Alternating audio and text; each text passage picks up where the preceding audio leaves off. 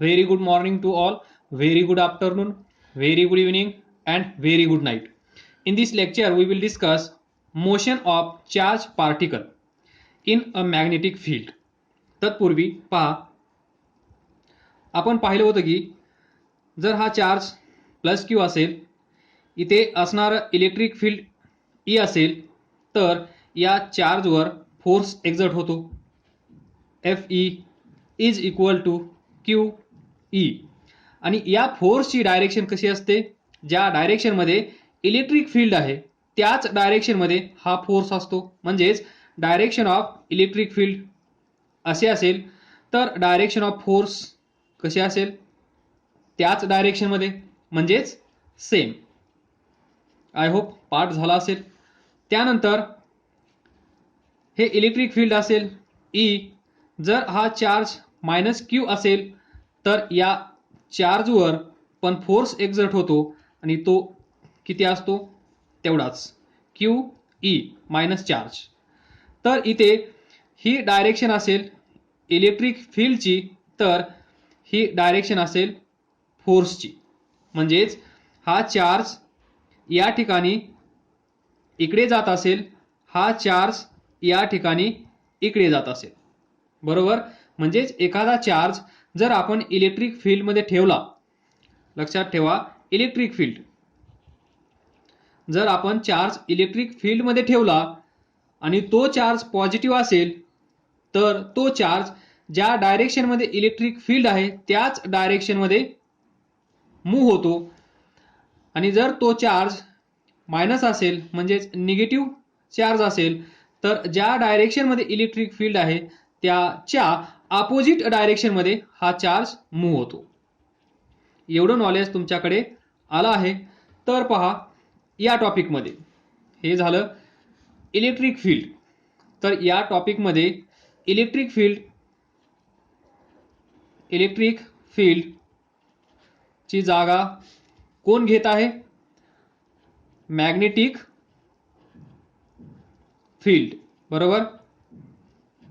तर हे सर्वांनी लक्षात ठेवा. या टॉपिकमध्ये मॅग्नेटिक फील्ड हा वर्ड तुम्हाला लक्षात ठेवायचा आहे. तर पहा, इथे मोशन ऑफ चार्ज पार्टिकल आपण इलेक्ट्रिक फील्डमध्ये इथे दाखवली आहे. त्याचप्रमाणे motion of charge particle in a magnetic field. जर हाच चार्ज आपण मॅग्नेटिक फील्डमध्ये ठेवला तर हा कसा बिहेव करत असेल, याची मोशन कशी असेल, डायरेक्शन कशी असेल, तर ते सर्व आपण या लेक्चरमध्ये पाहणार आहोत.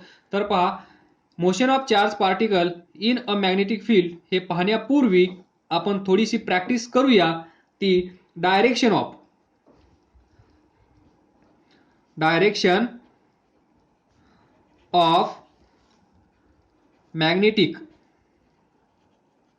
Magnetic force. ज्याप्रमाणे हा फोर्स कोणता आहे? इलेक्ट्रिक फील्डमुळे जो फोर्स एक्झर्ट होतो त्याला आपण काय म्हणतो? इलेक्ट्रिक फोर्स किंवा इलेक्ट्रोस्टॅटिक फोर्स. हे पाठीमागच्या टॉपिकमध्ये आपण पाहिलं आहे. तर व्हेरी सिमिलर, इलेक्ट्रिक फील्डच्या जागेवर मॅग्नेटिक फील्ड, इलेक्ट्रिक फोर्सच्या जागेवर मॅग्नेटिक फोर्स, लक्षात ठेवण्यासाठी. तर पहा, डायरेक्शन ऑफ मॅग्नेटिक फोर्स.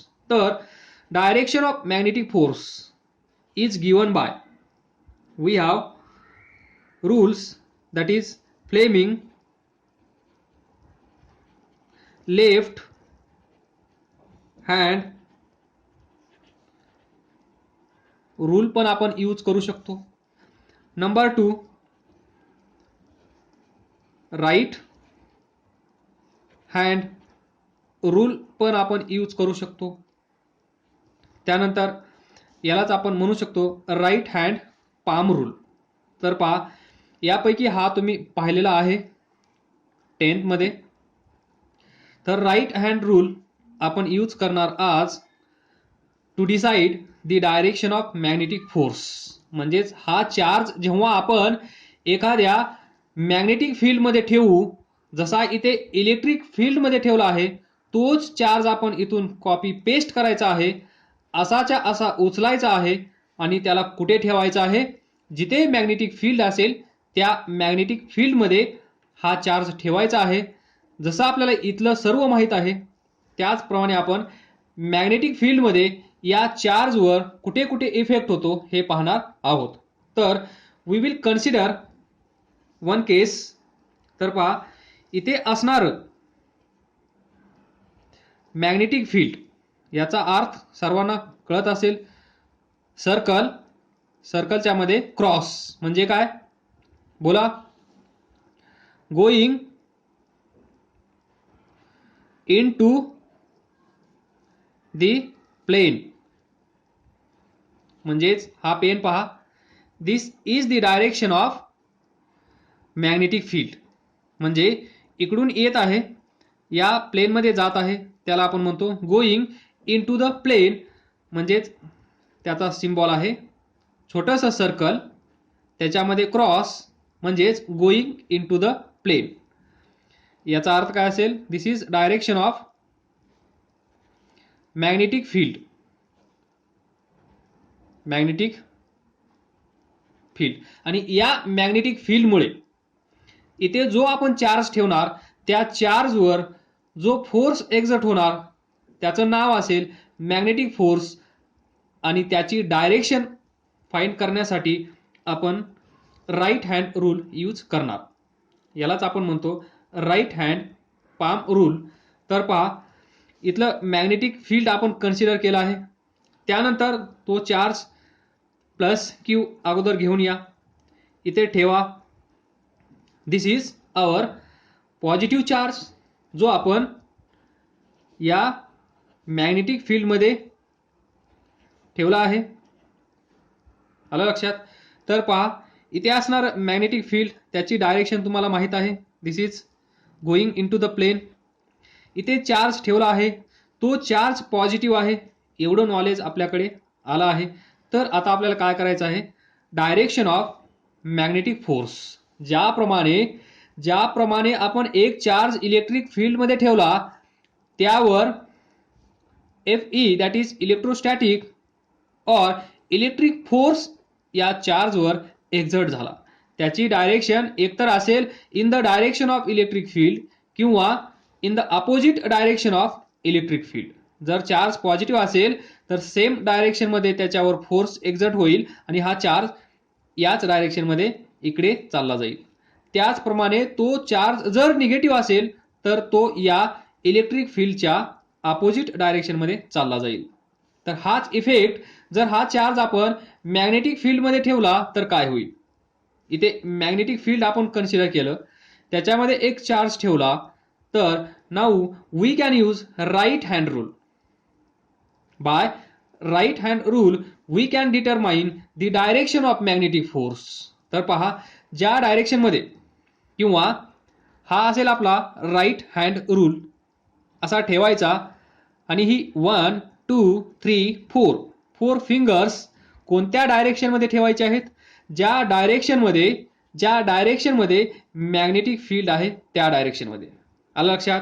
मग इथे असणारं मॅग्नेटिक फील्ड कोणत्या डायरेक्शन मध्ये आहे? इथे असणारं magnetic field going into the plane आहे. म्हणजेच आपल्याला काय करावं लागेल? ही आपली 4 फिंगर्स अशी करायला पाहिजे vertical, that is perpendicular to the plane, जेणेकरून ती आपल्याला अशी दिसतील की ती इनटू द प्लेन जात आहेत, प्लेनच्या आतमध्ये पेनेट्रेट होत आहेत.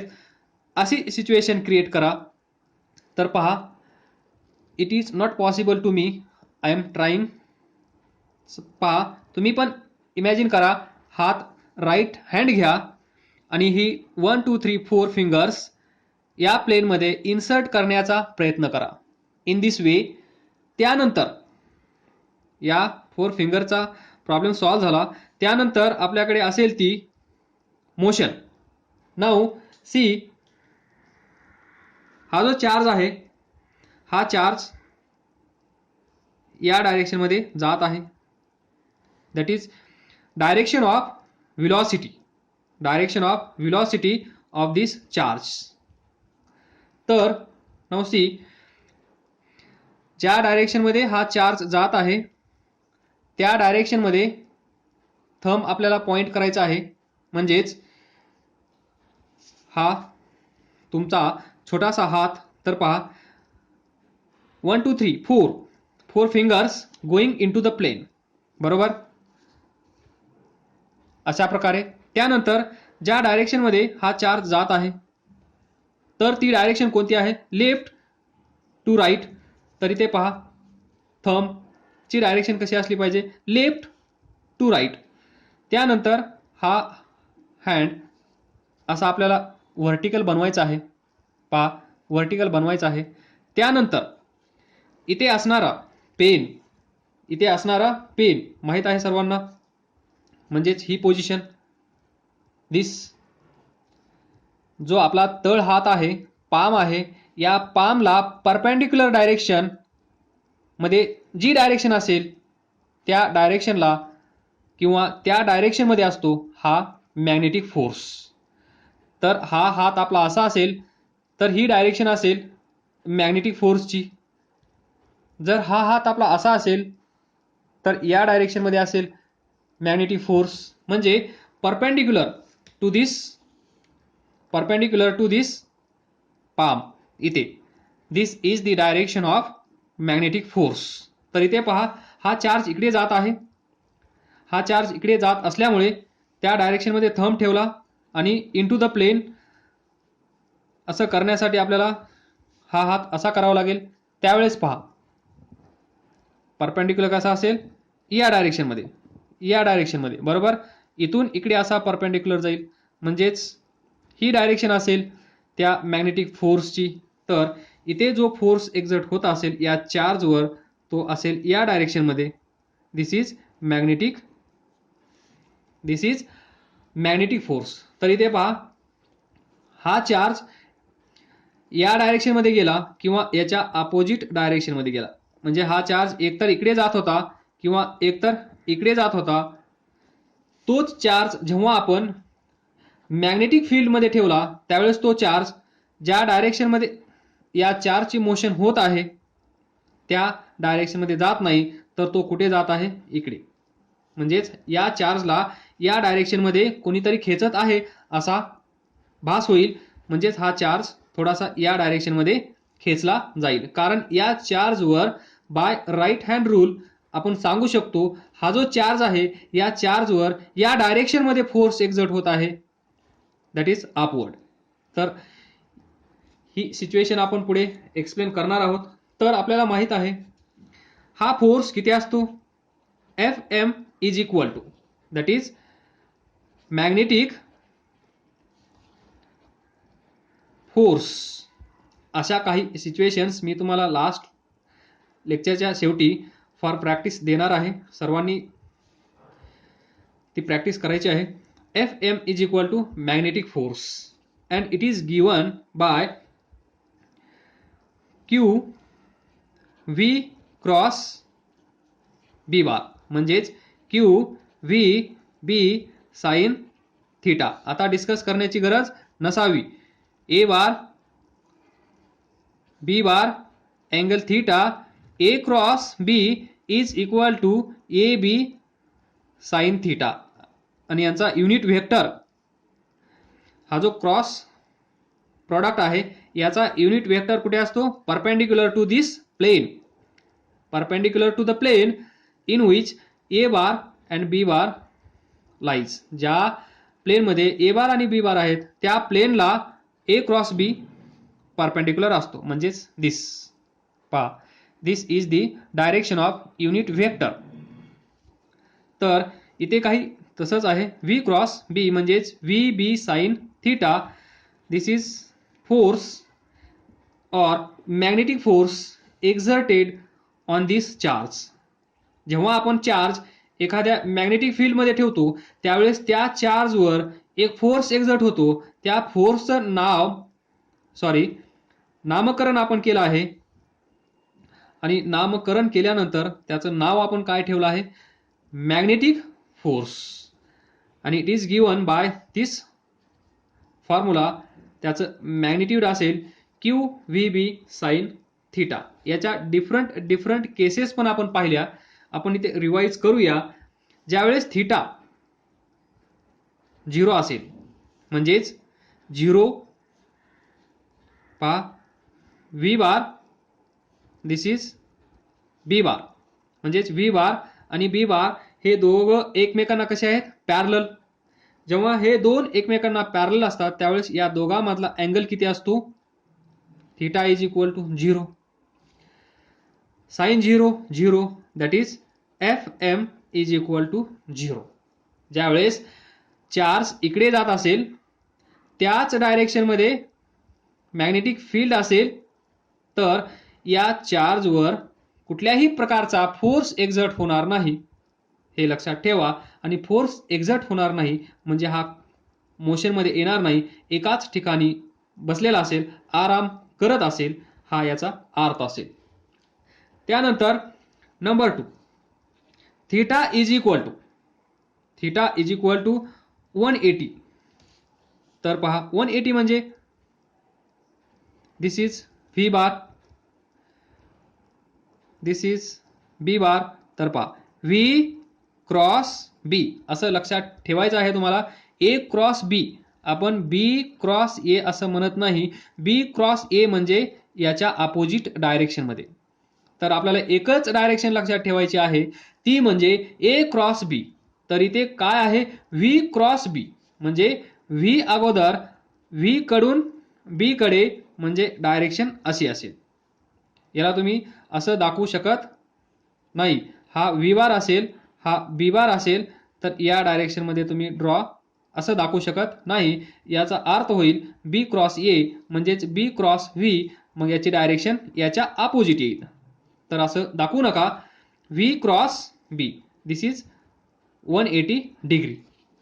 Then F M is equal to Q V B sine 180, sine 180 again 0. So F M is equal to 0.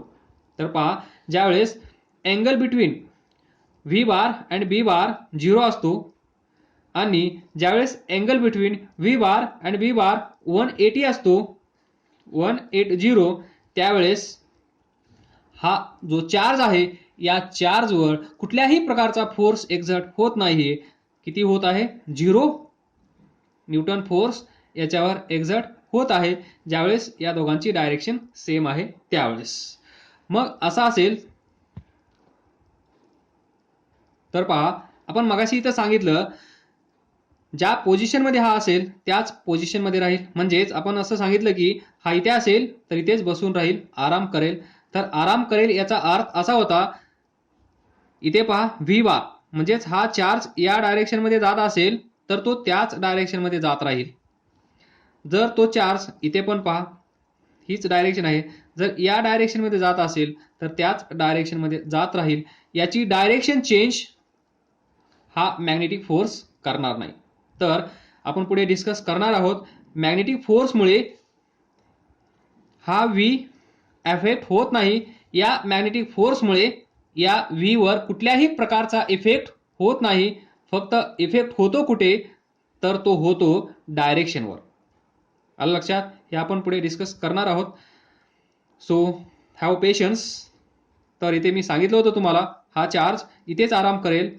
त्याचा अर्थ असा होता जर असा जात असेल तर तो म्हणजे ज्या पोझिशनमध्ये आहे त्याच पोझिशनमध्ये तो राहील ज्यावेळेस अँगल बिटवीन व्ही अँड बी 0 असेल किंवा 180 असेल तेव्हा, कारण त्याच्यावर मॅग्नेटिक फोर्स एक्झर्ट होणार नाही. म्हणजेच this is the direction of V bar. Charge असेल प्लस क्यू, तर त्यानंतर this is direction of V bar, charge असेल मायनस क्यू. तर या केसमध्ये लक्षात ठेवा, तर पहा या दोन केस म्हणजेच या दोन केस आहेत. तर पहा we can conclude that what the path of charge particle will be straight line. पहा इथे हा इकडे जात आहे तर त्याच डायरेक्शनमध्ये तो जात राहील, म्हणजेच path of charge particle will be straight line. Now third case, when theta is 90, we know that Fm is equal to q v b sin theta is equal to q v b sin 90 QVB Fm. This is maximum force, maximum magnetic force exerted on this charge plus Q. आलं लक्षात? म्हणजे या केसमध्ये पहा, हा charge इकडे जात असेल, हा चार्ज लेफ्ट टू राईट जात असेल आणि इथे असणार मॅग्नेटिक फील्ड असा असेल. This is direction of magnetic field, किंवा असे असेल, किंवा गोइंग इनटू द प्लेन असेल, किंवा गोइंग इनटू द प्लेन, किंवा coming out of the plane. म्हणजे एकतर इकडे असेल अपवर्ड किंवा डाऊनवर्ड, किंवा going into the plane this, किंवा coming out of plane this. या केसमध्ये जर हा चार्ज इकडे जात असेल, म्हणजे या चार्जला आपण इकडे जायला सांगितलं असेल, तर या चारही केसमध्ये पहा इथे 90 डिग्री आहे, व्ही बार बी बार.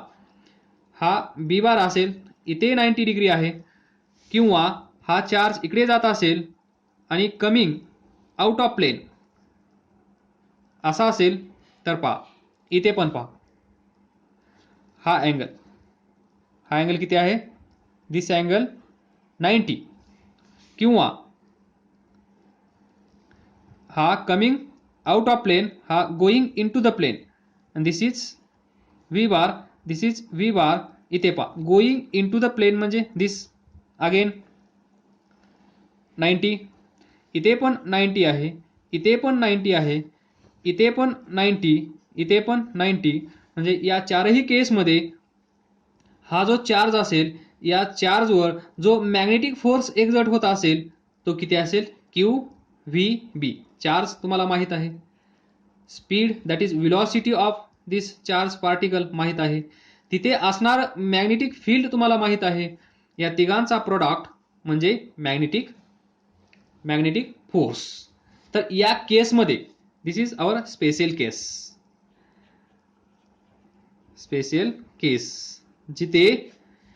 जिथे व्ही बार आणि बी बार अँड बी बार एकमेकांना कसे आहेत, परपेंडिक्युलर. आणि हे पण तुम्हाला माहित आहे, F M is equal to Q V cross B bar. इथून आपण असं कन्क्लूड करू शकतो, F M is perpendicular to V bar, F M is perpendicular to B bar. कारण तुम्हाला माहित आहे क्रॉस प्रोडक्ट दिस ए बार, दिस बी बार. तर इथे पहा, this is the direction of unit vector which is perpendicular to plane containing a bar and b bar. तर इथे पहा, म्हणजे हा cross product that is unit vector कसा आहे, याला पण परपेंडिक्युलर आहे, याला पण परपेंडिक्युलर आहे. म्हणजेच इथे जो युनिट वेक्टर असणार आहे व्ही बारला आणि बी बारला परपेंडिक्युलर, म्हणजेच हा तो कसा असणार आहे, त्याच डायरेक्शनमध्ये हा मॅग्नेटिक फोर्स असणार आहे. जर हा मॅग्नेटिक फोर्स त्याच डायरेक्शनमध्ये असेल तर F M should be perpendicular to V bar, F M should be perpendicular to B bar. म्हणजेच this is V bar, this is B bar, दोघांमधला angle theta. This is direction of unit vector. हा pen म्हणजे direction of unit vector, आणि त्याच डायरेक्शनमध्ये असेल आपला F M magnetic force. तर हा पेन इथे लक्षात ठेवा, व्ही बार अँड बी बार हे कोणत्या प्लेनमध्ये आहेत? प्लेन म्हणजे हा कागद, हा पेज, या पेजमध्ये व्ही बार आहे, म्हणजेच V bar is parallel to plane of this page, B bar is again parallel to this page. मग हे दोन एकमेकांना दोघांनी अँगल बनवला आहे आणि हे दोघं या प्लेनला पॅरलल आहेत. तर या प्लेनला जो परपेंडिक्युलर असेल तो परपेंडिक्युलर या दोघांना पण असेल. तर ही डायरेक्शन असेल या एफ एम ची, बरोबर. तर हे लक्षात ठेवा. नाऊ सी, तर इथे पहा, force is perpendicular, magnetic force is perpendicular to velocity. The force is always perpendicular to, we can say, magnetic force is always perpendicular to velocity, बरोबर. जर हा मॅग्नेटिक फोर्स व्हेलॉसिटीला परपेंडिक्युलर असेल तर इथे जी मोशन असेल या चार्ज पार्टिकलची ती स्ट्रेट लाईन नसेल, कारण तो चार्ज जर इथे असेल तर हा फोर्स त्याच्यावर एक्झर्ट होईल आणि या चार्जला या डायरेक्शनमध्ये खेचलं जाईल. तर तो चार्ज या डायरेक्शनमध्ये जाणार नाही, तो काहीसा या डायरेक्शनमध्ये चालला जाईल, म्हणजे ना इधर ना उधर. याच्यावर फोर्स या डायरेक्शनमध्ये एक्झर्ट होत आहे, म्हणजे हा इकडे गेला पाहिजे पण तिकडे पण जात नाही. याला ऑलरेडी आपण व्हेलॉसिटी दिलेली आहे, तर ती डायरेक्शन अशी आहे. तर तो चार्ज इकडे जायला पाहिजे होता, तो इकडे पण जात नाही, इकडे पण जात नाही, त्याची वेगळीच पाथ असेल. ती पाथ आपण या लेक्चरमध्ये डिस्कस करणार आहोत. तर पहा, या केसमध्ये hence particle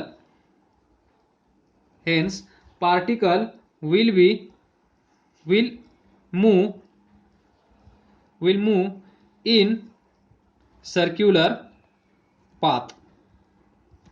This circular path, see now, तुमच्या लक्षात आला असेल, हा पार्टिकल असा जाईल आणि त्याची डायरेक्शन आपण आता ड्रॉ करूया. तर we will continue from this in next lecture. जर काय समजलं नसेल तत्पूर्वी एक असाइनमेंट. तर पहा, नंबर 2, पहिली केस मी एक्सप्लेन केली होती. इथे असणार मॅग्नेटिक फील्ड असा आहे, याचा अर्थ तुम्हाला चांगलाच समजला असेल. त्यानंतर इथे एक चार्ज आहे, इकडून येत आहे. तर पहा, हा एरिया असेल याचा, इथून एक चार्ज येत आहे व्ही बार, तो चार्ज आहे -q, इकडे येत आहे. तर हा या फील्डमध्ये आला आहे इथे, असं कन्सिडर करा. इथे आल्यानंतर तुम्हाला माहित आहे हा कुठे आला? मॅग्नेटिक फील्डमध्ये आला, म्हणजेच हा चार्ज आपण मॅग्नेटिक फील्डमध्ये घेऊन आलो आहोत. तर याच्यावर एफ एम एक्झर्ट होईल. तर या एफ एम ची डायरेक्शन तुम्हाला फाइंड करायची आहे. लक्षात ठेवा, चार्ज निगेटिव्ह आहे. नंबर 3, इथे एक वायर आहे, या वायरमधून करंट आय फ्लो होत आहे, बरोबर. आणि इथे एक चार्ज आहे Q प्लस Q, याला स्पीड आपण, म्हणजे डायरेक्शन याची अशी आहे व्ही बार. तर याच्यावर फोर्स एक्झर्ट होईल. या वायरमधून करंट फ्लो होत आहे. वायरमधून ज्यावेळेस करंट फ्लो होतो त्यावेळेस इथे मॅग्नेटिक फील्ड तयार होतं. मग या मॅग्नेटिक फील्डमध्ये हा चार्ज येईल, म्हणजेच या चार्जवर, हा चार्ज मॅग्नेटिक फील्डमध्ये आल्यामुळे या चार्जवर एक प्रकारचा फोर्स एक्झर्ट होईल आणि त्या फोर्सला आपण म्हणतो एफ एम. तर इथे याची डायरेक्शन काय असेल विचार करायचा. नंबर 4, ही वायर अशी असेल, करंट I, इथे चार्ज असेल, हा चार्ज इकडे जात आहे, हा चार्ज आहे -Q, तर इथे पण मॅग्नेटिक फील्ड तयार होईल, बरोबर. आणि असं मॅग्नेटिक फील्ड तयार झाल्यामुळे इथे पहा, हा चार्ज या मॅग्नेटिक फील्डमध्ये येईल आणि हा चार्ज या मॅग्नेटिक फील्डमध्ये आल्यामुळे या चार्जवर पण एक फोर्स एक्झर्ट होईल, त्या फोर्सला आपण म्हणतो मॅग्नेटिक फोर्स. तर याची डायरेक्शन या केसमध्ये काय असेल हे तुम्हाला विचार करायचा आहे आणि प्रॅक्टिस करायची आहे. लास्ट बट नॉट लिस्ट, इथे पहा, ही असेल डायरेक्शन ऑफ करंट, डॉट सेंटरला डॉट असेल, तर आपण ही डायरेक्शन काय कन्सिडर करतो, कमिंग आउट ऑफ प्लेन. त्यानंतर इथून काही अंतरावर एक चार्ज ठेवला Q,